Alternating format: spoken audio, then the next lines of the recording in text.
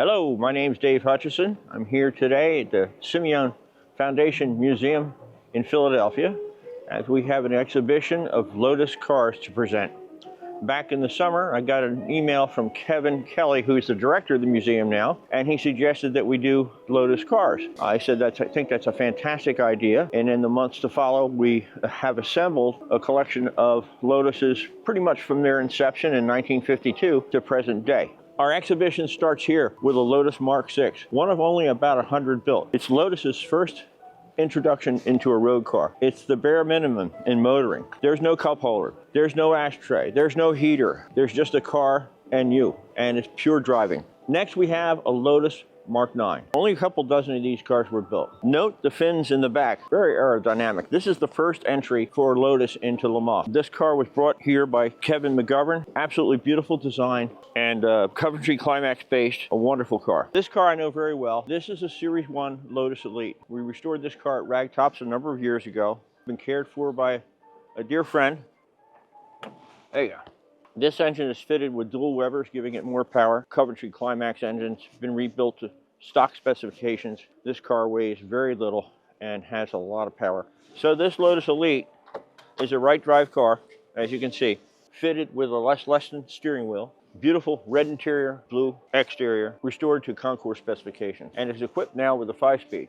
The Lotus Elite broke new ground as the first production car with a fiberglass monocoque, achieving an astonishingly low weight of just 1,100 pounds. Its independent suspension and 1,216cc Coventry Climax engine gave it remarkable handling and performance. Suspension upgrades consistent with Series 2 cars. It's a right drive car, number 1096, and will be available for sale through Ragtops and Roadsters after this exhibition. Check us out at ragtops.com. Here we have a 1965 Lotus Super 7 Series 2 car.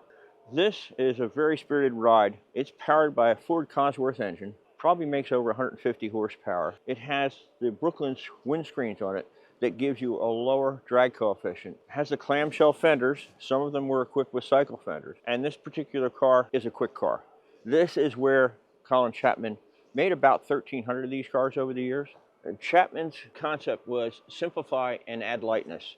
Everything is looked at from a weight standpoint. Build strength, simplify, and lightness is Lotus's mantra, and it is to today.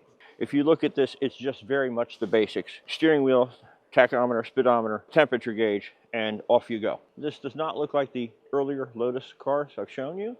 This is a 1966 Lotus Cortina, Series 1 car. They wanted to produce a touring car that was a spirited drive, and they certainly did. It fitted with a twin cam engine, side draft Webers, uprated suspension, and what competed successfully over the years. I remember seeing videos with Jimmy Clark going into turns on 3 wheels, with 1 wheel up in the air. So again, a very, very spirited ride. This is an original paint example from 1966. 1600cc, and with the Lotus configurations, they produced quite a bit of horsepower. Here we have a 1970 Lotus 70 Formula 5000, one of only 6 built. The Lotus 70 was Chapman's final attempt at Formula 5000 racing. Powered by a Ford V8, it debuted in 1970 with Jock Russell. The car saw success with drivers like George Fulmer and Bill Brack, and was fully restored in 2015. Again, one of only 6 built.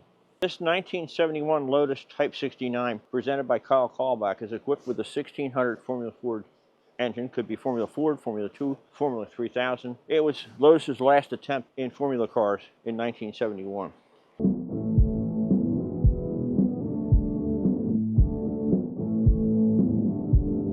Here, we're moving into the modern era of Lotus. Behind me is a 2008 Lotus Elise SC.